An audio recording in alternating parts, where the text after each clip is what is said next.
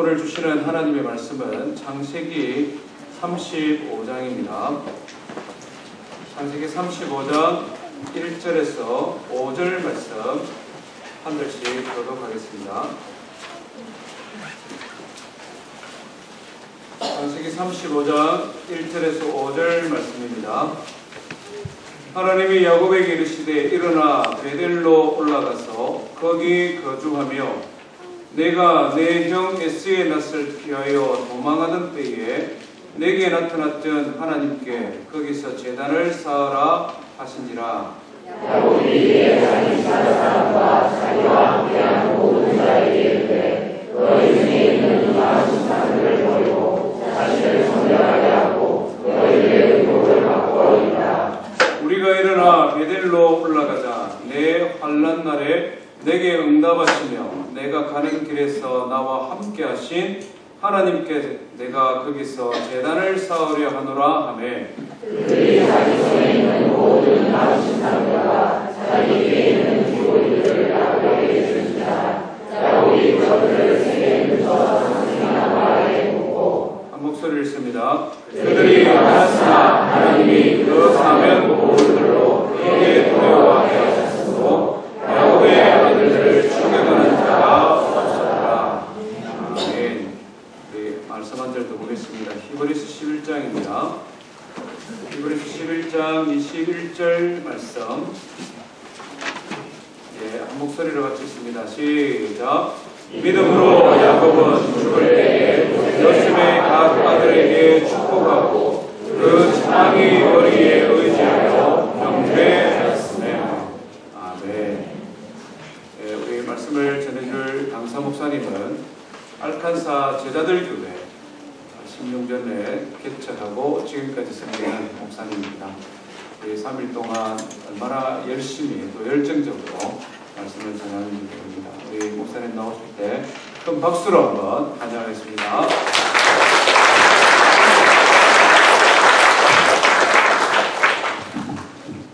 우리 잠시 기도하겠습니다. 귀하고 복된 성일 허락하셔서 주의 백성들 주전에 모아주심을 감사드립니다. 하나님 예비하신 말씀을 사모함에 나와사오니 하나님의 음성 듣는 귀하고 복된 시간으로 축복하여 주옵소서. 말씀 듣는 데 장애되는 모든 것을 제하여 주옵시고 말씀에만 주목하고 집중하며 결단하고 변화되어 주님 기쁘시게 하는 삶 살게 하여 주옵소서. 부족한 종의 모습은 십자가에 감추시고 말씀만 있는 그대로 정거되게 하옵소서. 예수님 이름으로 감사하며 기도드리옵나이다. 아멘. 할렐루야. 우리 옆에 분들 한번 인사하십시다. 천국의 5대 방언으로 사랑합니다. 축복합니다. 감사합니다. 미안합니다. 괜찮습니다. 처음 오신 분들은 내가 니한테 미안할 게 뭐가 있노? 이런 표정으로 보지 마시고요. 더 사랑하고 더 기도하지 못하는 것 때문에 항상 미안한 우리 모습 아니겠습니까? 어떤 초등학교에 이렇게 시험 문제가 출제가 되었다 그래요. 어떤 남자 어른이 이렇게 길가에서 큰 소리를 떠들고 막 소리를 지를 때 이걸 예자로 뭐라 하느냐 이렇게 사자성어를 묻는 질문이에요. 너무 어려운 질문이 답이죠. 답을 찾기에는 사자성어라고 하니까 그래서 이제 선생님이 끝에다 가짜를 이렇게 붙여놓은 거예요. 뭔지 알죠? 고성방가, 그죠? 가짜를 붙여놓는데 애들 답이 아주 너무 재밌는 답이 나왔어요. 이렇게 고음불가. 또 그 다음에 또 보니까 미친건가. 근데 아주 빵 터지게 나온 답이 있었는데 그게 뭐냐면은 아빠인가. 그런 아빠 없는 줄 압니다. 오늘 보니까 이렇게 제가 사흘 동안 예배에 대해서 말씀을 전하는데요. 거기에는 2세들에 대한 이야기도 많이 있습니다. 오늘 보니까 아이들 데리고 와서 아빠가 막 뽀뽀를 하고 이렇게 클래스에 넣고 하는 것을 보면서 야 정말 귀하다는 생각을 하게 되었습니다. 어릴 때 아빠 그렇게 엄마가 아이 손을 잡고 교회 와야만 이렇게 나이가 들면은 연세가 드시면은 자식들이 그 아버지 엄마 손잡고 교회 가는 거예요. 그걸 보고 계속해서 카피에 가는 것이죠. 우리가 하나님을 예배하는 것에서 모든 것이 시작을 합니다. 우리가 교회에서 예배하는 것을 우리가 이 땅에 태어나서 유아 세례 받고 교회에서 이렇게 신앙생활 하다가 마지막 천국 갈 때에 천국 장례 예배도 교회에서 드리잖아요. 그래서 우리가 교회를 빼놓고 예배를 빼놓고 우리 신앙을 설명할 게 아무것도 없어요. 그래서 예배를 뭐라고 하느냐, 신앙의 기본이라고 이렇게 표현을 하는 겁니다. 기본이라는 것은 기초라는 것을 포함하는데 사람이 어떤 경우 그것을 지켜야 된다는 것을 의미하는 것이, 지킬 때에 복이 있다는 것을 말하는 것입니다. 저 뉴욕에 가보면 이렇게 강아지를 데리고 산책하는 분들이 많은데 그 산책하면서도 늘 이렇게 강아지를 유심히 이렇게 본다 그래요. 왜냐하면 이렇게 강아지 거기에 이렇게 변을 보거나 이렇게 하면은 벌금이 300불이래요.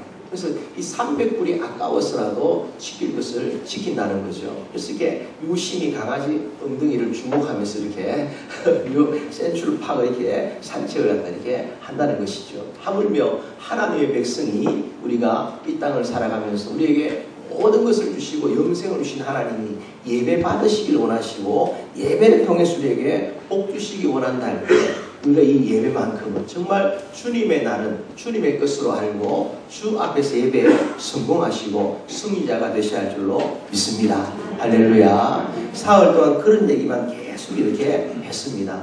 어제는 이렇게 이사야의 예배의 축복을 보았고요. 저녁에는 욥의 축복을 보았는데 오늘은 야곱의 축복을 우리가 보기를 원합니다. 오늘 정말 이 야곱의 예배자의 복을 모두가 받으시기를 축원합니다. 아멘. 이 야곱의 축복을 이야기하려면요, 야곱의 아버지 이삭부터 시작을 해야 됩니다. 이삭이 이렇게 죽을 날이 가까워졌습니다. 이 땅을 떠날 날이 가까워진 거예요. 그래서 이게 아내인 레베카, 리브가에게 말합니다. 이렇게 에서에게 내가 복을 주기를 원한다. 에서로 하여금 이렇게 사냥을 해서 음식을 가져오기를 원한다. 근데 그 이야기를 듣더니 이렇게 이 리브가가 참 이상하다고 고개를 갸우뚱합니다. 영감님이 너무 이상이셨구나 이 생각을 하는 거예요. 왜냐하면 이렇게 예전에 아이를 배에 가지게 되었을 때에 분명히 하나님 말씀하신 것이 큰아이가 작은아이를 섬길 거라고 했는데 왜 저 영감님은 이렇게 큰아들 이삭을 에서를 축복하려는가 그 생각을 갖다가 이렇게 도저히 할 수가 없는 거죠. 그래서 이제 어떠하냐, 자기의 생각을 가지고 야곱에게 말합니다. 내가 요리를 만들어 줄 테니까, 아빠가 좋아하는 요리를 만들어 줄 테니까 너가 형의 옷을 입고 들어가서 형의 음성을 내고 이렇게 아버지의 축복을 받으라고 말하는 거예요. 우리가 이 리브가를 볼 때 어떤 생각을 가지게 됩니까? 참 믿음이 좋은 사람이라는 생각을 먼저 가지게 되는 거예요. 왜 그런가 하면 이렇게 하나님 말씀을 오래전에 주셨는데 그 말씀을 잊어버리지 않고 마음에 기억하고 있다는 것이죠. 이럴 때 그 세월이 흐르고 나이가 아무리 들어도 하나님 말씀이 그 생각 속에 이렇게 드러나고 그 말씀대로 살고자 하는 것을 너무 이렇게 복 있다 말할 수가 있는 거예요. 저희 교회 이렇게 55년생 똑같은 해에 권사님 되신 분이 5분이 이렇게 계세요. 이분들이 요즘 관심이 뭐냐 하면은 며느리도 보시고 이렇게 하니까 이 치매가 오면 나중에 어떻게 할까 이 걱정이 이렇게 되는 거예요. 그러다가 이제 권사님들이 얘기하는 걸 들어보면 이렇게 구구단을 외면은 치매가 없다더라. 그런 생각을 이렇게 얘기를 나누는 거예요. 그래서 제가 보니까 불러서 제가 그게 과연 가능한 얘기냐고 이렇게 말한 거죠. 평생을 예수 믿고 평생을 주님을 섬겼는데 나중에 이렇게 치매 안 걸리려고 77이 49, 67이 42 이런 얘기하고 있으면 그게 과연 은혜가 되겠느냐 그런 얘기를 한 거죠. 한국을 가보니까 이번 여름에 한국에는 이게 치매를 걸리지 않으려고 화투를 친다 그래요. 그럼 생각해보면 평생 장로님으로 예수를 믿고 살았는 장로님 화투장을 들고 나는 치매 안 걸릴 거야. 이게 과연 은혜로운 것이 되겠습니까? 그럴 수가 없다는 거예요. 우리는 분명한 걸 생각해야 됩니다. 내 평생에 예수를 제대로 믿고 정말 제대로 말씀을 사랑할 때에 이 말씀이 내 뼛속에 새겨졌을 때에 비록 치매 같은 아픔들이 온다 할지라도 나는 예수를 부인하지 않을 것이다. 할렐루야. 나는 마지막 생명 다하는 그날까지 예수 그리스도를 증거하다가 예수님 사랑합니다. 혹은 치매가 왔다 할지라도 예수 이름만 들으면은 예수님 사랑합니다 고백하는 그렇게 살다가 나는 천국에 갈 것이다. 아멘. 예, 그런 복이 있기를 주의 이름으로 축원합니다. 별로 젊은 분들은 이렇게 나하고 상관없다 싶어서 아멘 안 하는 것 같아요. 그래서 우리가 이 리브가를 볼 때에 말씀을 품고 있잖아요. 복 있는 사람이죠. 그런데 그의 믿음이 온전하냐면 온전하지는 못해요. 왜냐하면 그가 그것을 믿었으면은 하나님이 그 말씀을 이룰 줄을 끝까지 신뢰를 해야 되는데 신뢰하지 못하고 자기 인간적인 방법을 가지고 그 이삭의 복을 이 야곱이 받도록 한 것이죠.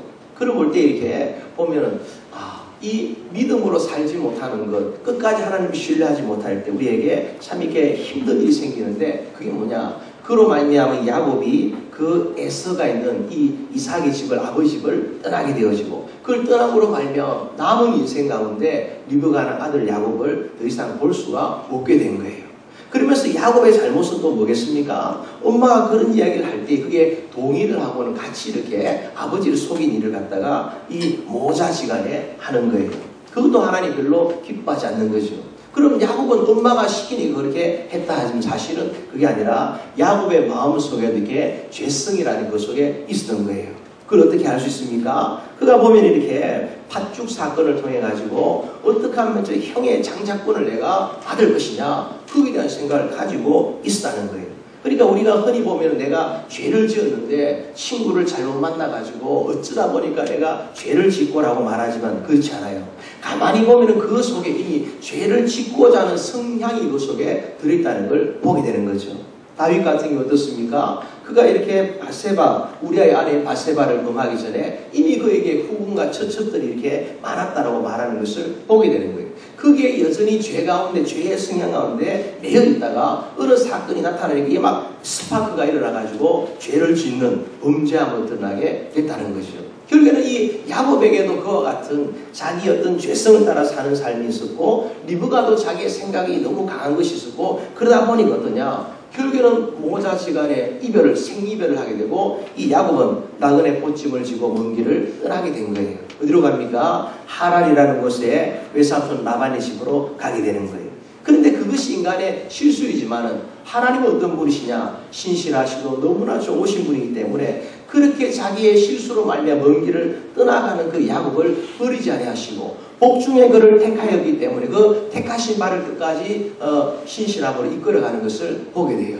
그가 이 길을 가다가 저 들판에 루스다라는 곳 바로 이 베델이라는 곳에 이렇게 잠을 자게 됐습니다. 하늘에 막 별은 반짝이고 들판에 누웠는데 자기 인생의 갈 바를 알지 못하는 참 처량한 신세가 이렇게 된 것이죠. 그 밤에 돌을 베게 하고 있는 그 야곱에게 누가 찾아오냐? 하나님이 찾아오십니다. 그리고는 이 야곱에게 보여주시는 거죠. 하늘의 사닥다리가 왔다 갔다 하면서 그 징조가 뭐냐? 우리가 꿈속에 하나님 비슷한 분만 보아도 하나님 어쩌랑만 보아도 어떤 분은 꿈에 목사님만 보아도 하루 종일 기분이 그렇게 좋다 그래요. 여러분 최 목사님 보면 그렇죠? 아멘?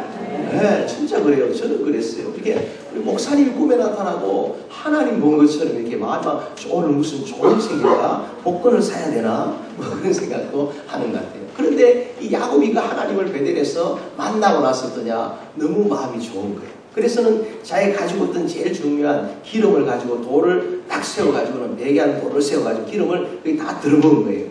이 기름은 비상의약품이라 할 수가 있는 거죠. 먼 길을 가다가 이렇게 짐승이 공격을 하거나 벌레에 물리거나 그럴 때에 이 상처가 났을 때 바를 수 있는 이것도 아끼지 않아 그게 다 들어본 거예요. 그걸 하나님 앞에 서원을 합니다. 무슨 서원을 하느냐? 하나님 나로 평안히 돌아오게 하시면은 내가 하나님 이곳에 절을 세울 것이고 10회를 하나님 앞에 드릴 것입니다. 하나님 만난 사람답게 그렇게 소원을 막 하나님 앞에 하는 거예요. 그리고 이렇게 외삼촌 라반의 집으로 이렇게 가게 되었습니다. 근데 가보니까 어떻습니까? 또 여전히 야곱의 마음속에 있는 그 인간적인 생각이 또 발동을 하기 시작을 하는 거예요. 그 어려운 그 나그네 잠을 잘 때는 베델에 잠을 잘 때는 그 노숙할 때는 하나님을 가까이 들었는데 보았는데 이제 다시 편안한 그 라반의 집에 가보니까 눈이 번쩍 뜨이는데 그게 누가 있느냐? 예쁘고 아름다운 라헬이 그 속에 레이첼이 그 속에 있는 거예요. 그래서 이렇게 외삼촌에게 말합니다. 내가 이 라헬과 결혼하기를 원합니다. 나하고 계약을 하십시다. 이 라반이 이렇게 7년을 일하면 주겠다라고 말하는 거예요. 열심히 야곱이 일을 합니다. 그래서 마침내 결혼식을 하는 같이 이렇게 첫날 밤을 맞이하게 됐습니다. 첫날 밤 눈을 딱 떠보니까 누구냐? 바로 라헬이라는 레아가 그 속에 있는 거예요. 레이첼이 아니니까 라헬이 아니니까 다시 이렇게 라반에 갑니다. 내가 라헬을 원합니다. 어찌하면 될까요? 7년을 더 일해야만이 된다. 여기는 마지가 먼저 간 다음에 둘째가 결혼하지 먼저 시집관계가 없다. 그렇게 하는 거예요. 또 거기다가 계약서를 갖다 큰 출행 문서를 작성을 합니다. 14년을 일해서 이렇게 마침내 라헬과 결혼을 하게 되는 거예요. 그걸 보면서 우리가 생각할 게 뭡니까? 이게 과연 정말 온전한 일이냐 질문해 볼 수가 있는 거죠. 세상 사람들은 그래 뭐라고 말합니까? 야, 역시 야곱 같은 그런 막 사랑꾼, 그죠? 또 사랑쟁이 뭐 이렇게 말하지 않습니까? 그 사랑에 아주 열정 있는 그 사람을 내가 그런 사람 만나면은 너무 좋겠다. 야, 야곱 멋있다 하지만은 그러나 하나님의 백성의 관점에서 보면은 엉터리 방탱이 같은 일이죠. 왜 그럴까요? 하나님을 베델에서 만났습니다. 하나님께 서원까지 한 사람입니다. 그런 사람이 세상에 자기 어떤 여인을 얻기 위하여 14년 세월을 보낸다는 게 이게 하나님 백성답지가 못하다는 거예요. 예를 들면 이렇게 믿음 좋은 사람들 경우에 어떨까요? 그냥 레아가 첫날 밤에 이렇게 보여줬어요. 그러면 그것이 하나님의 또 다른 뜻이 있는 줄 알고 그냥 받아들였을 법도 한데 저 같으면요. 네. 그런데 다시 또 14년을 보내는 거예요. 라헬이 아무리 예뻐도 20살에 라헬을 갖다가 만나고 얼굴을 보고 반했다면 14년이 더 걸으면 어떻습니까? 34살 된 아줌마예요. 그런데도 불구하고 아줌마는 아니죠. 처녀죠. 결혼 안 했으니까. 그런데도 불구하고 그 연을 반드시 엮겠다라고 하는 이 야곱을 보면 그 속성이 어떠냐. 한번 생각을 하고 한번 자기가 결정을 하면 끝장을 봐야 되는 아주 고래 심줄처럼 고집이 센 사람이 야곱이라 말할 수가 있는 거죠. 거기다 또 어떡합니까? 이제 아이를 갖다가 또 낳지를 못하니까 서로 경쟁이 벌어져요. 레아는 애를 갖다가 쑥쑥 잘랐는데 아이는 낳지를 못해요. 그러니까 종들을 붙이니까 서로 종을 붙여가지고 실바를 붙이고 빌라를 붙여가지고 부인이 자그마치 4사람이 된 거예요. 그런데 그 일에 대해서 야곱이 또 어떠냐? 한 번도 거절한 얘기가 없는 거예요. 많을수록 좋다 뭐 이렇게 하는지 어쨌든 그렇게 한 거죠. 그러면서 이렇게 또 짐승을 갖다 이렇게 또 라반에게 갑니다. 내가 재산을 좀 모아야 될 테니까 나에게 재산을 갖다가 분립해달라고. 또 계약을 하는 거죠. 어떠합니까? 이 새끼를 낳았을 때 소와 양이 이렇게 염소가 새끼를 낳았을 때 얼룩지고 아롱진 것은 너가 하고 그냥 이렇게 나머지는 걸 라반이 하겠다. 이 얼룩진 게 나올 이유가 없는 거예요. 근데 불구하고 어떠합니까? 야곱이 이렇게 머리를 쓰는 거죠. 신풍나무, 살구나무 껍질을 벗겨가지고 이렇게 양과 염소가 와서 물을 먹을 때 그 깨우는 물을 마시도록 해가지고 마침내 또 자기 재산을 갖다 막 굴려요. 그게 몇 년이 걸리냐? 6년이 또 걸려요. 도합 20년을 갖다 사는데 20년도 그가 사는 흔적이 뭐냐? 여인을 얻기 위하여 14년. 자기 인간적인 재산의 욕심을, 재물의 욕심을 얻기 위하여 또 6년. 20년 세월 그냥 지나가 버리고 마는 거예요. 하나님이 아무런 간섭도 안 하는 것 같습니다. 근데 또 야곱이 또 어떠하냐? 이제는 내가 독립을 해야 되겠다. 이 라반의 외삼촌 집에 있어 가지고는 내 미래를 더 볼 수 없다. 라반을 찾아갑니다. 내가 지금까지 고생을 했으니까 내가 이제 가기를 원합니다. 나를 보내셨어. 라반이 노 합니다. 누가 일을 할 것이냐 이제. 너가 이 집안의 매니저인데 너가 떠나가면 어떻게 일을 하겠냐. 안 된다고 하니까 또 야곱은 멈추지 않아요. 어떠합니까? 라반이 멀리 가서 일하러 먼 길을 떠난 사이에 야반 도주를 하는 거예요. 자식들을 챙기고 부인들을 챙기고 재물을 챙겨가지고 먼 길을 막 떠나갑니다. 라반이 이 소식을 알자 어떠하냐? 이것을 잡기 위하여 막 군사를 입고 막 추격해 옵니다. 절체절명 위기가 찾아온 거죠. 왜 그렇습니까? 보면 이렇게 처음 야곱이 그 라반의 집에 갔듯이 이제는 자식도 뺏기고 아내도 뺏기고 재물도 다 뺏길 위기에 놓여진 거예요. 그때 또 하나님이 개입을 하는 거죠. 하나님이 라반에게 찾아와서 말하면 너의 손주손녀들을 축복하고 보내라고 이렇게 하는 거예요. 하나님이 개입하고 간섭하면 인간의 마음이 어떤 악한 인간의 마음도 돌이키고 변화되는 걸 믿으시기를 축원합니다. 그래서 라반이 이제 야곱의 식구들을 만나가지고 축복을 하고 보내게 됩니다.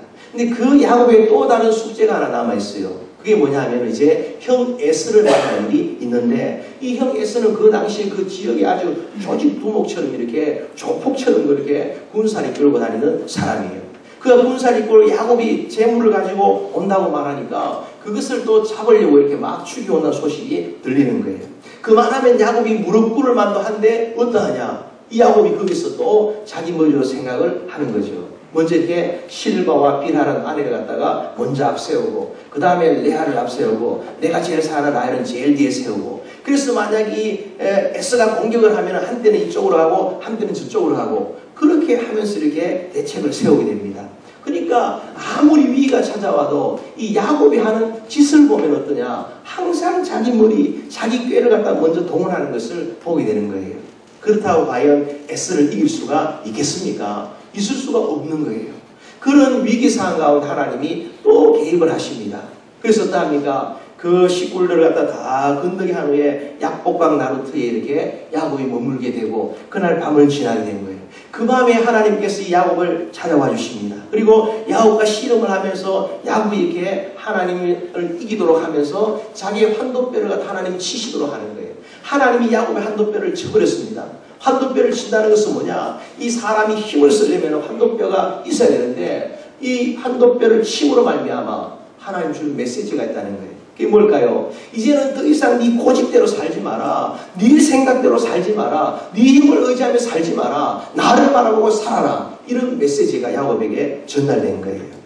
그래서 어떠합니까? 하나님을 만난 후에 야곱은 이 에스에게 하나님께서 긍휼을 베풀도록 해가지고 에스와 극적인 화해를 합니다. 그 에스가 이 야곱을 붙들고 반성대오를 하고 통곡을 하는 거예요. 그러면서 이렇게 말합니다. 우리가 다시 아버지 집으로 올라가자, 아버지 집으로 가자라고 말합니다. 그런데 그 순간에 에스의 문제가 해결이 되고 나니까 또 야곱 눈에 번쩍하고 눈에 띄는 게 나타나는 거예요. 그게 뭐냐면은 그 세겜 땅에 푸르고 푸른 초장이 눈에 보이기를 시작을 한 거예요. 여러분 얼굴 보니까 지금 잘 따라오시는 것처럼 보이는데요. 할렐루야. 네. 그럼 어디까지 가야지 지금 35장에 올까? 이런 생각하지 마시고. 벌써 금요일, 토요일, 주일 오면서 예배마다 2시간 예배를 드리는데 오늘은 약속을 할게요. 우리 사랑하는 장로님 은퇴식인데 제가 눈치도 없이 그러겠습니까? 믿음을 가지시기를 바랍니다. 믿음대로 될지라. 네. 아멘 하셨어요. 그렇게 이제 문제가 딱 해결되고 나니까 또 눈에 세겜의 푸른 초장이 펼쳐있는데 보니까 여기서 이 많은 양떼와 소떼를 갖다 키울 때에 너무 좋구나. 이 푸른 초장에 집을 짓고 살면 얼마나 좋을까. 그 생각이 들어오는 거예요. 보니까 우리가 그런 노래 있잖아요. 그래, 저 푸른 초원 위에 그림 같은 집을 짓고 막 그대로 했어요. 성경을 그대로 보시면 뭐가 있습니까? 예, 푸른 초장에 자기 장막을 짓고 우익간을 짓고 소와 양떼를 키우고 너무 세월을 갖다가 이렇게 잘 보내게 된 거죠. 가야 되는데 자기 눈에 띄는 좋은 게 있으면 그게 멈춰버리는 거예요. 이게 바로 우리와 같은 심성이, 죄의 심성이 아직도 해결되지 못한 야곱의 모습 그게 보여지는 거예요. 거기서 몇 년 세월을 보냅니까? 10년 세월을 보내게 됩니다. 이민을 오면 어떨까요? 37땡이라 하잖아요. 그게 뭐예요? 3년 됐을 때 제일 한국 가고 싶고 7년 됐을 때 여기 살까 아니면 여기 갈까? 이게 아주 중요한 고비를 지나고 10년이 지나고 나면 이제 여기서 살자 이렇게 된다는 거예요. 네. 10년을 잘 견디시면은 영원히 미국 땅에서 복을 누릴 줄로 믿습니다. 10년이 지났어요. 야곱이 어떤 생각이 들었을까요? 이제 소떼와 양떼도 많아지고 이렇게 자식들도 잘 크는 것 같고 뭐 이제 아무런 부족함이 없다는 거예요. 예. 그러나 기억을 해야 됩니다. 하나님이 원하지 않는 평안은 오래 갈 수가 없다는 거예요. 하나님의 앞에서 바로 서 있는 그런 믿음의 사람이 갈 길을 가지 못하면 언젠가는 그것이 사단이 나고 만다라는 거예요. 문제가 터져나기 시작했습니다. 그 문제가 뭐예요? 그에게 하나 있는 딸 디나가 그 세겜 추장의 아들들과 놀러 나갔다가 강간을 당하고 마는 거예요. 거기다가 그 일을 갖다가 복수하기 위하여 야곱의 12아들이 집단 살인극을 펼치게 됩니다. 그런데 그 살인극을 복수하는 방법이 뭐냐? 하나님의 거룩한 방법을 가지고 복수를 하는 거예요. 할례를 받아라. 그러면 우리가 혼인을 시키겠다. 그래서 할례를 받아 다 누워있을 때 가서 막 다 그냥 죽여버리고 만 거예요. 야곱에게 엄청난 충격이 된 것이죠. 왜냐하면은 딸은 강간을 당하고 아들들은 집단 살인자들이 되어버리고 이제는 세겜 족속이 딱 일어나가지고 그동안 10년 동안 모아놓은 내 재물과 10년 동안 고생하고 수고한 우리관과 모든 게 한순간에 다 박살이 나버리고 뿐만 아니라 우리의 생명도 보장할 수 없는 그런 상황이 되어버리고 말았다는 거예요. 그때 하나님이 또 어떠하십니까? 하나님은 우리 인생이 고래 심줄처럼 즐기지만 하나님은 그보다 더 질긴 사랑을 우리를 품어주시고 찾아오신 걸 믿으시기를 주의 이름으로 축원합니다. 하나님이 또 야곱을 이렇게 찾아오신 거예요. 그게 오늘 35장의 말씀입니다. 그리고 그 밤에 그렇게 고심하며 고민하고 살아가는 그 야곱에게 그 밤에 찾아오셔서 하나님 하신 말씀이 뭐냐? 한번 따라합시다. 베델로 올라가라. 베델로 올라가자. 그 말씀을 주시는 거예요. 그리고 난 다음에 그 하나님이 하신 말씀이 너가 지금까지 살아온 일들을 돌아보라는 거예요. 너가 지금 하나님의 백성다운 삶이냐? 너의 가족 중에 이방 신상을 섬기는 것들이 가득하고 그야말로 이렇게 세상에 자녀들을 키우는 데도 있어가지고 자녀가 누구를 만나러 돌아다니는지 세상 문화 완첩하고 사는지도 전혀 관심이 없이 살아온 그 삶에 대해서 하나님이 책망을 하는 거예요. 그러면서 베델로 다시 올라가서 다시 시작하라고 이야기를 하는 거예요. 그리고는 그 신상을 다 제하여버려라. 의복을 새롭게 해라. 옷 입는 것부터 바꿔라. 그렇게 말하고 있는 것을 보게 되는 거예요. 저 티벳에 가보면요, 선교사님들이 이렇게 원주민들을 불러가지고 예배를 드리려면 이 냄새가 너무 지독해갖고 사흘을 떠나지를 갖다가 않는다 그래요. 씻지 않는 문화 그들 가운데 있다는 거죠. 그런데 어느 날 보니까 이 사람들이 씻고 오기를 시작을 하고 냄새가 없어지더라는 거예요. 그때가 언젠가를 보니까 은혜를 알기 시작하면서부터 그렇게 하더라는 거예요. 그러니까 은혜를 알고 나면은 이게 변화가 되는 거예요. 하나님 만나면 변화가 되는 거예요. 처음에는 교회 올 때 막 티셔츠 바람에 막 그냥 슬리퍼 찍찍 끌고 이렇게 오던 분이 은혜를 받고 나면요, 옷 입는 게 달라져요. 그의 얼굴 표정이 달라져요. 그의 말씨가 달라져요. 그의 인생이 달라지게 될 줄로 믿습니다. 의복이 바뀌어지는 거예요. 네. 그러면서 그 다음 또 가지고 있던 장신구들을 갖다가 다 땅에 묻어버리는 거예요. 그리고는 하나님을 향해서 베델로 바트엘로 올라갑니다. 바트엘 베델이 뭐냐? 하나님의 집이에요. 바트라는 것은 집이고 엘은 하나님이에요. 베델 바트엘은 하나님의 집. 베들레헴은 뭡니까? 레헴이 빵이니까 떡이니까 떡집이 바로 바틀레헴이에요. 그래서 그곳을 향해 올라가라는 거죠. 오늘날로 치면 뭡니까? 이 베델이 어디예요? 하나님의 교회, 우리 몽고메리 넓은 교회인 줄로 믿습니다. 그래서 베델로 올라가라. 교회로 올라가라. 너희 예배를 회복해라. 거기서 단을 쌓고 하나님의 이름을 부른 예배를 갖다가 회복하게 되었다는 거예요. 그런데 신기한 것은 뭐냐? 5절 한번 보시면요, 뭐라고 되어 있습니까? 그렇게 이 베델을 향해서 올라가려고 했는데, 올라가려고 출발을 했는데 어떤 일이 있습니까?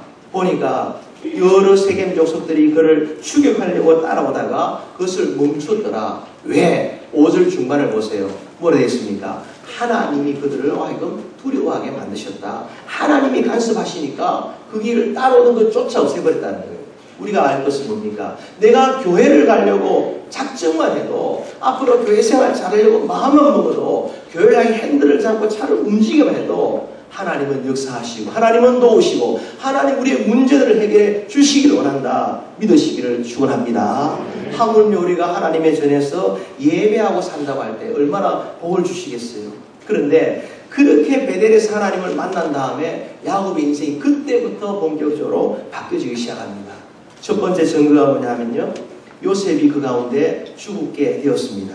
형제들이 요셉의 피 묻은 옷을 가지고 와서 아버지 요셉이 죽었습니다 하니까 그 일을 두고서 야곱이 하는 반응이 뭐예요? 평소 같으면 자기 생각대로 한다면 하나님을 원망하고, 하필 라헬도 이미 죽었는데 라헬을 먼저 데려가신 다음에 내가 가장 사랑하는 요셉마저 데려갈 수 있습니까? 그렇게 원망하지 않아요. 그러면 뭘 합니까? 베옷을, 굵은 베옷을 입고 하나님 울며 통곡하며 회개하는 것을 갖다가 보게 되는 거예요. 이건 뭐예요? 야곱이 아는 거죠. 아버지가 왜 모르겠어요? 엄마가 자식들 가운데 누구누구끼리 친하고 누구누구 미워하고 누구누구가 갈등 있고 한눈에 보면 다 아는 거예요. 그럴 때 이 요셉이 죽었다는 말을 들을 때 형제들이 도대체 그걸 형들이 돌아보지 않고 뭘 했느냐? 그리 말하지 아니하고 자기를 치고 자기의 죄악을 회개하고 굵은 배를 입고 자기를 돌아보는 것을 갖다가 보게 되는 거예요. 베델이 회복된 사람, 예배가 회복된 사람은 생각이 바뀌고 마음이 바뀌고 자세가 바뀌고 삶의 해석이 달라지는 걸 믿으시기를 축원합니다. 거기서 다시 하나님 앞에 마음이 흡족하게 반응하게 되는 것이에요. 제가 이렇게 교회에 있는데 어떤 분이 제게 찾아왔어요. 좀 부끄러운 얘기지만은 어떤 분이 이렇게 와서 그런 얘기를 해요. 목사님 제가 이 교회 10년을 다녔는데 변한 게 없습니다. 그게 하는 거예요. 그 말을 듣는 순간 제가 상상을 하는 거죠. 갈로 열고 이렇게 이분이 곧 시험을 치시고 방학을 하고 방황을 하시겠구나. 이게 이제 직감적으로 오는 거죠. 저는 이렇게 목사로서 할 얘기를 하죠. 아닙니다. 얼마나 많이 변했는지 모릅니다. 제가 그렇게 얘기를 해줘요. 그래도 귀에 들어가지도 않아요. 결국에는 이렇게 시험 치러 가셨어요. 지금도 방학을 하고 있어요. 그 방학이 언제 끝날지는 아무도 몰라요. 주님만이 아시겠죠. 그런데 보면은 똑같은 이야기를 가지고서도 다르게 볼 수 있지 않냐는 거예요. 10년을 교회 다니는데 변한 게 없다라는 말은 교회를 원망하고 목사를 원망하고 구역장을 원망하고 뭐 그런 거 아니겠습니까? 그런데 만약에 똑같은 내용이지만 똑같은 팩트지만은 그 문제를 두고서 교회를 다녀도 변한 게 없다 교회를 원망하는 게 아니라 교회를 10년을 다녀도 변하지 않는 걸 보니까 내가 얼마나 독하고 질기고 악하고 뭘 할까요? 스스로를 그렇게 생각할 수 있다면은 똑같은 문제이지만 내가 얼마나 독하고 질긴 X였으면은 그렇게 됐을까? 스스로 생각할 수 있었다면은 어땠을까? 그 말을 제가 하지는 않았어요. 네, 스스로 생각을 해야 되는 거죠. 근데 누가 그런 생각을 할까요? 만약 그런 생각을 했다면은 그걸 어떻게 할까요? 누구를 원망하는 것이 아니라 하나님 교회에 나와서 울며 회개하며 기도했을 거예요. 하나님 제가 어떤 인생인지 어떤 고래 신줄보다 질긴 인생이기 때문에 얼마나 고집이 세길래 이렇게도 인생이 10년을 교회 다니고 예배드는데도 변하지 않습니까? 그렇게 질문한다면 그런 어떤 사람이에요? 은혜 있는 사람이라고 말하는 거예요. 하나님 누구를 좋아할까요? 전자가 아니라 후자를 좋아하는 거예요. 야곱이 그렇게 변했다는 거예요. 두 번째는 또 이렇게 그 증거가 뭐냐면요. 양식이 떨어지게 됐어요. 그래서 이제 자식들이 애굽으로 가가지고는 양식을 이제 가지고 오게 돼요. 근데 가서 시몬이 잡혔던 양식을 많이 얻어 가져왔기 때문에 좀 살았어요. 양식이 떨어지게 되니까 야곱이 자식들에게 하는 말이 있어요. 창세기 43장 1절 2절 한번 띄워주시면 좋겠지만요. 한번 빨리 이렇게 한번 보시면요. 그 뒤에 2절 하반절에 뭐라고 되어 있습니까? 야곱이 하는 말이 뭐예요? 조금 더 사오라 이렇게 말하는 거예요. 동그라미 치셔야 됩니다. 조금 더 사오라 이 말이 뭐예요? 야곱의 인생은 다다익선의 삶이에요. 부인도 많으면 좋고 자식이 많으면 좋고 부인 한 명 있어도 섬기기 힘든데 이렇게 많을수록 좋고 자식이 많아도 좋고 뭐 재물도 많을수록 좋고 그런데 야곱이 하는 말이 뭐냐? 조금만 사와도 된다라는 거예요. 그 말은 뭡니까? 베델에서 하나님을 만나고 나니까 이제는 하나님이 책임진 인생이지 내가 모으고 쌓아놓고 뭘 가꾸고 계획하고 뜻을 세워본들 하나님이 간섭하고 하나님이 함께하지 않으면 아무 소용없다는 것을 갖다가 고백하고 있는 내용인 거예요. 믿으시기를 축원합니다. 그래서 욕심내지 않아요. 하나님 앞에 주여 주시옵소서. 부해도 하나님께 영광이요 가난해도 하나님 원망하지 아니하고 우리가 어떤 순간에 하나님 앞에 자족하는 법을 내가 배우기를 원합니다. 그게 바로 신앙이라고 말할 수가 있는 거예요. 저는 이제 성도들을 이렇게 섬기면서도 헷갈릴 때가 많아요. 뭐가 헷갈리느냐? 하나님 부하게 하옵소서, 성공하게 하옵소서 했는데 성공하니까 교만해가지고 교회를 잘 이렇게 돌아볼 틈이 없고 또 너무 가난하니까 하나님 앞에 너무 가난해서 이렇게 할 수 있습니까 하고 또 원망을 하니까 이거 뭐 어떤 장단에 춤을 춰야 될지 그래서 저는 기도합니다. 하나님 알았어 하이소. 그러나 좋게 해주시기를 원합니다. 예, 부하게도 마옵시고 가난한 마옵시고 그게 그런 뜻이에요. 그런데 야곱이 바로 그와 같은 상황이 된 거예요. 베델의 예배가 회복된 사람, 하나님을 죽도록 사랑하는 사람, 죽도록 하나님을 예배하는 사람들은요 그렇게 살아가게 되는 거예요. 없다고 원망하지 않고 부하다고 교만하지 않고 항상 하나님 중심으로 삶을 살게 되는 것이죠. 믿으시기를 축원합니다. 또 세 번째 보니까 이제 이민을 갑니다. 가족 이민을 떠나갑니다. 애국 땅으로 떠나갈 때 바로 왕을 만납니다. 47장 9절 10절을 한번 보십시오. 47장 9절 10절을 이렇게 보면요. 세 번째 증거가 이렇게 나와요. 그가 10절을 말씀을 보면 9절 말씀을 보면요. 뭐라 되어 있습니까? 이 부분 한번 우리가 너무 은혜로우니까 한번 우리가 읽어보면 좋겠어요. 47장 9절 10절 시작. 야곱이 바로에게 아뢰되 내 나그네 길의 세월이 130년이니이다. 내 나이가 얼마 못되니 우리 조상의 나그네 길의 연조에 미치지 못하나 험악한 세월을 보냈나이다 하고 야곱이 바로에게 축복하고 그 앞에서 나오니라. 아멘. 여기 보면요, 130년 세월이 어땠다 그래요? 험악한 세월을 보냈다는 거예요. 자기가 돌아보니까 자기 인생, 자기 뜻대로, 자기 생각대로, 자기 고집대로 살았던 인생이 다 험악했다라고 고백을 하는 거예요. 그리고는 그 험악한 세월을 다시 하나님이 회복시키시고 건져주신 것이 뭐냐? 하나님을 만난 예배라고 말하는 거예요. 그럼 예배가 회복된 증거가 어디에 있습니까? 10절 말씀을 보면요, 어떻게 되어 있어요? 야곱이 바로에게 축복하고 그 앞에서 나오니라. 야곱이 어떤 사람이에요? 먹고 살기 위해서 가족 70명 데리고 먹고 살기 위해서 그냥 가족 이민원, 먹을 것도 없어가지고 양식을 구하러 다니는 그런 사람의 가장이 바로 야곱인 거예요. 그런 야곱이 누구를 축복합니까? 바로왕을 축복하는 거예요. 바로왕은 누굽니까? 오늘날 트럼프보다 더 강력한 권세를 가진 나일강 문명을 일으킨 바로 그 왕이 바로 바로왕이에요. 그 바로왕을 향해서 축복할 게 뭐가 있겠어요? 자기 입이 그냥 막 입에 풀칠도 제대로 못하는 인생인데, 그러나 그가 아는 거예요. 나와 함께 하신 그 하나님이, 130년 세월을 함께 하신 그 하나님이 축복하지 않으면은 당신의 그 권력, 그 왕관도 아무 의미가 없다는 것을 알고 있는 거예요. 하나님이 붙들어 주시니까 당신이 왕자리를 지키고 있는 것이지, 하나님이 간섭하시면, 하나님이 붙들지 않게 하시면은 아무짝에 쓸모없다는 걸 알기 때문에 그가 뭐라고 말합니까? 우리 하나님의 이름으로, 나와 함께 하신 그 하나님의 이름으로 바로왕을 향해 축복 기도를 할 수 있게 되는 거예요. 다시 말하면 하나님 한 분 외에는 아무것도 두려울 것이 없는 사람이 야곱이 됐다는 것을 말합니다. 우리 인생도 마찬가지죠. 세상에 두려운 게 얼마나 많아요.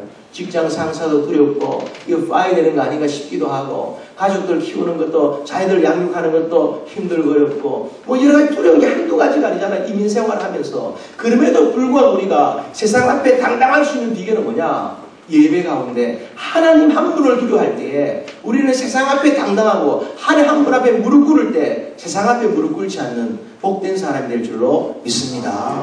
그 당당함이 야곱에게 있다는 거예요. 그러고 난 다음에 이제 마지막 히브리 11장 21절 이렇게 가보십시다. 그의 예배 온전한 마지막 피니시 웨라는 장면이 여기 기록이 되어 있어요. 11장 21절 그 말씀 보면요, 시작을 어떻게 하고 있습니까? 보니까요, 야곱이 죽을 때가 가까워왔다고 이렇게 말하고 있어요. 그리고는 그 나이가 야곱이 130세에 이렇게 애굽으로 와가지고는 17년 세월을 지나다가 147에 죽게 돼요. 그 147에 죽을 바로 그때가 이뤘다는 것을 말해요. 근데 어떤 모습이 있습니까? 보니까 이 요셉이 총리로 있는데 아들 에브라임과 므낫세를 아버지 앞에 데려와가지고 아버지가 곧 죽을 그때에 우리 식으로 표현한 말기암 환자가 마지막 시간을 지날 때에 와가지고는 아버지 기도해주세요 하고는 그 자식놈들을 갖다 그 밑으로 이렇게 집어넣는 것 같다. 무릎을 꿇히고는 그게 집어넣는 걸 봐요. 또 그 자식을 갖다 이렇게 마지막 힘을 다해서 이렇게 축복하는 축복의 손을 드는 야곱을 보게 되는 것이죠. 이것이 야곱의 삶을 복된 예배자의 축복이라 말하게 되는 거예요. 보통 같으면 어떻게 할까요? 마지막 말기암 환자가 돼 손 하나 들기 힘들면요, 자식이 이렇게 성공한 자식이 그 자녀들을 데리고 왔어요. 뭐라 말할까요? 네가 알아서 해라. 네가 잘났으니까 네 알아서 해라. 그러지 않겠습니까? 그러지 않아요. 그가 그 마지막 힘을 다해서 손을 들고 축복기도 하고 있어요. 또 자식이 볼 때도 뭐가 있어요? 그 아버지가 이제 마지막 돌아가시는 순간에 무슨 거기다 기도를 받겠다고 머리를 집어넣느냐는 거예요. 그런데 요셉이 거기다 머리를 집어넣고 있고 야곱은 거기다 손을 얹고 기도하고 있는 것을 보게 돼요. 회복된 가정의 모습인 줄로 믿습니다. 왜 그럴까요? 믿음이 있다는 거예요. 믿음으로라고 말해요. 믿음으로 야곱이 죽을 때라고 이렇게 말하고 있어요. 그의 믿음이 뭐예요? 내가 비록 말기암 환자이지만 내가 손을 들어 축복하면은 내 손주 손녀들이 복을 받는다는 것을 분명히 알고 있는 거예요. 요셉의 믿음이 있습니다. 어떤 믿음입니까? 내가 우리 아버지 지금 저렇게 죽어가지만은 그 아버지와 일평생 함께 하신 하나님 이름으로 우리 아들들을 축복할 때 복을 받는다는 믿음이 그에게 있었던 거예요. 거기서도 사무엘 같은 자손들이 나오고요, 여호수아 같은 자손들이 거기서 나오게 되는 거예요. 이 모습 보면서 우리가 생각을 해야 됩니다. 어떻게 하면 그런 가정이 될까? 어떻게 하면 그런 정말 멋있는 가정을 하나님께 세울 수가 있을까? 그게 마지막 부분을 보시면요. 뭐가 있어요? 보면요. 뭐라 되어 있습니까? 그 지팡이 머리에 의지하여 경배하였으며 마지막 지팡이들 힘만 있어도 하나님을 예배했던 사람이 누구냐? 야곱인 거예요. 할렐루야. 오늘 보면요. 뭐 가족이 모여서 그냥 밥 먹을 때도 그냥 아버지가 굵은 음성으로 무릎을 탁 꿇기도 얼마나 멋있어요. 할아버지가 옆머리에 이렇게 막 자손들을 탁 축복하면 얼마나 멋있겠어요. 오늘날은 그렇게 아니라 너무 빠른 시대를 살다 보니까 각도하자. 각도가 뭐예요? 각자 기도하자. 거기다가 이거는 뭐 좀 뭔가 그럴듯한 식당에 가가지고 그럴듯한 음식을 갖다가 막 쫙 깔아놔야만이 그제서야 한번 누가 기도해야 될 것처럼 그러면 안 되는 거예요. 오늘 보십시오. 마지막 죽을 힘을 다해서 기도한 그 권세 있는 아버지를 보십시오. 그 자손들이 손자들이 이렇게 기도를 받겠다고 할아버지 밑에 머리를 뒤밀고 그 말기암 환자 할아버지 앞에 기도받는 모습을 보십시오. 그럼 어떻게 하면 그런 권세가 있을까요? 할아버지의 삶이 지팡이 짚을 힘만 있어도 주님 전에 나와서 예배해야 될 줄로 믿습니다. 할렐루야. 그게 하나님이 영적 권세를 주시는 거예요. 강태왕 목사님이라는 분이 계세요. 이분이 이제 US 월드시어의 대표인데요. 이분이 사형제예요. 첫째는 이렇게 행정고시를 패스해가지고는 한국의 소방본부장 차관급을 하고 이렇게 우리 교단의 장로님이에요. 둘째는 강태환 목사님인데 군목 출신이에요. 군목은 그 동기 중에서 한두 명 이렇게 공부 잘하는 친구들이 이렇게 가는 직분이에요. 셋째는 이렇게 아주 유명한 법대를 나와가지고 목사를 하고 있어요. 목회를 하고 있어요. 마지막 넷째는 부산에서 이렇게 우유 대리점 사업을 크게 해요. 그런데 아침만 되면은 그 어머니에게 전화기를 갖다가 불이 나도록 서로 전화를 받아야 한다는 거예요. 그 어머니는 어떤 분이냐? 국민학교를 중퇴한 거의 무학이라고 해야 마땅할 그런 분이 어머니예요. 그 어머니에게 왜 이 잘난 자식들이 기도를 받으려고 전화하느냐? 전화해서 어머니가 받지 못하면은 목사님에게 전화하면은 목사님 바꿔준대요. 기도하고 있는 권사님. 항상 교회에 머물며 기도하는 그 권사님에게 전화를 받으라고 한다는 거죠. 그래서 이제 전화를 받으면은 오늘 장관님에게 브리핑 해야 되고 또 우리 사업에 중요한 이렇게 계약을 맺어야 되고 또 교회 사역이 중요한데 어머니 기도해 달라고. 그게 막 전화통에 막 불이 이렇게 난다는 거예요. 여러분 어떤 사람이 진짜 권세를 가질까요? 땅 문서가 많은 사람일까요? 남겨줄 유산이 많으면 권세를 가질까요? 그거는 그냥 처세술에 불과한 거예요. 처세술로 부모를 숨기는 사람을요 불효자라고 이렇게 말하는 거예요. 불효자는 이 땅 가운데 복이 없다고 성경은 말하고 있는 거예요. 그리고 우리 자녀들이 그렇게 훌륭하게 잘 자라고 그렇게 하나님을 두려워하면서 부모를 공경하며 살 길이 뭘까 생각해보면은 그 부모의 삶 가운데 하나님을 두려워 떨며 예배하는 예배의 회복이 있어야 된다는 겁니다. 믿으시기를 축원합니다. 젊은 저희 교회 집사님 가운데 아이 셋이 있는데요. 이렇게 수련을 가는데 이름이 없어요. 애 셋 이름이. 그래서 제가 교육자를 불러 물어보니까 이번에는 자녀들이 가기를 원치 않아가지고 수련에 갈 수가 없다는 거예요. 그 안수 집사님이 전화를 했습니다. 집사님, 아버지가 도대체 뭐 하는 거예요? 아버지라는 하나님이 주신 그 위치가 도대체 뭐 하는 거예요? 물었어요. 아니 뭐 왜 그러십니까? 수련회 때문에 그런다고. 그러니까 하는 말이 이렇게 아이들이 가기 싫어서 자꾸 가라고 하면 나중에 교회도 안 간다 하면 어떡할까 싶어서 그랬다는 거예요. 그래서 제가 얘기를 한 거죠. 식당에 가서 밥을 먹을 때 짜장면을 먹을래? 짬뽕을 먹을래? 짬짜면을 먹을래? 이런 거는 아버지가 자녀에게 물어볼 수 있고 선택할 수 있는 거죠. 그러나 그것이 아니라 하나님 앞에 신앙적으로 영적으로 양육돼야 될 마땅한 길이라면 아버지라는 존재라는 것은 이렇게 인생을 살아야 된다. 하나님을 섬기면서 살아야 된다. 너는 지독하게 하나님의 교회를 섬기면서 하나님의 예배하는 것, 하나님의 복받는 걸 살아야 된다. 이것을 가르치 여기에 가자라고 말하는 게 아버지가 아니냐. 그러면서 제가 그랬어요. 왜 그런 자녀들이 대화가 안 되는 줄 아느냐. 모르겠다는 거예요. 그것은 다른 게 아니라 아버지의 예배 생활이 희미하니까 아버지가 두려워 떠는 그분을 자식들도 두려워 떠는데 아버지가 전혀 하나님 앞에 두려워 떨 줄을 모르니까 자기들이 뭘 카피하면서 따라가겠느냐. 그렇게 이제 직접적으로 얘기를 한 것이죠. 그래 보면은 그렇지 않습니까? 하나님 앞에 우리가 두려워 떤다는 것 예배 외에는 없어요. 그러면 저희 교회는 이렇게 중지가 되는 데는 이렇게 새벽 기도 하지 않으면은 여러분이 뽑아도 제가 안수 안 합니다 하고 시작을 하는데 과연 안수 집사님 어떻게 지금 새벽 기도 생활이 어떻습니까? 예배 생활이 도대체 어떻습니까? 거기서 다시 시작을 한 거예요. 갔을까요? 못 갔을까요? 3명 몽땅 내리고 워싱턴에 가서 수련하고 이렇게 내려오게 된 거예요. 아유, 목사님 너무 권위주의적이시고, 목사님 너무 보수적이시고, 너무 꼰대같이 대화가 안 통하시고, 그렇게 말하지 않아요. 왜냐하면 그렇게 아이 셋을 데려갔다 오니까요, 부모가 너무 좋아하는 거예요. 여러분, 영적으로 살려는 일이 힘들지만 살고 나면은 하나님 주신 복 때문에 기뻐하고 즐거워하고 감사하게 될 줄로 믿습니다. 오늘 말씀을 정리할게요. 오늘 특별히 김문욱 장로님 이렇게 오늘 은퇴식인데요. 저는 이 말씀이 어떤 이렇게 제가 장로님 은퇴한지 모르고 이 말씀 본문이 정해졌는데 이렇게 일치할까 싶어요. 뭐냐면은 장로님 남은 인생의 복이 정말 지팡이 짚을 힘만 있어도 하나님께 오셔서 예배하시고 그 복을 피니시 웰 하시기를 축원합니다. 리타이어 한다는 게 뭐예요? 타이어 새로 갈아 끼운다는 거 아닙니까? 이제는 새 출발하시면 됩니다. 내 피니시 라인은 여기 70 은퇴가 아니라 주님 부르시는 그날이 피니시 라인이에요. 그때까지 하나님께 예배하는 자로 사시면요, 하나님의 권세 주시고, 오늘 보면 이렇게 날씨가 좋으면 좋아서 못 가고, 나쁘면 나빠서 못 가고, 아프면 아파서 못 가고, 나는 나이 들어 늙어서 못 가고, 이게 없어요.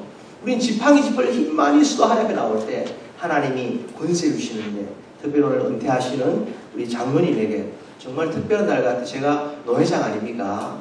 노회장은 직접 와서 이렇게 축복하는 예가 전무후무합니다. 영광을 다 받으신 것 같아요. 제가 시 한 편 들고 데려가겠습니다. 울꽃이라는 시. 할머니 어디 가요? 예배당 간단다. 왜 울면서 가요? 울려고 간단다. 왜 울려고 예배당 가요? 울 때가 예배당밖에 없단다. 그 깊은 의미를 젊은 엄마들도 다 깨달으시고, 그래서 세대를 초월해서 우리 늘푸른 장로교회가 우리 귀하신 최기태 목사님과 함께 더불어 참 예배자의 복을 받아 누리시고 자손 대대로 가문의 복을 받고 자연 잘 되는 복을 받아 누리시기를 축원합니다.